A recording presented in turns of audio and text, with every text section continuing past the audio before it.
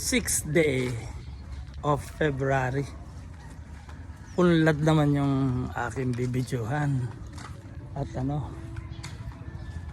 siyempre, kasama to sa events ng February 10 Fiesta rito sa bayan namin ng Talisay.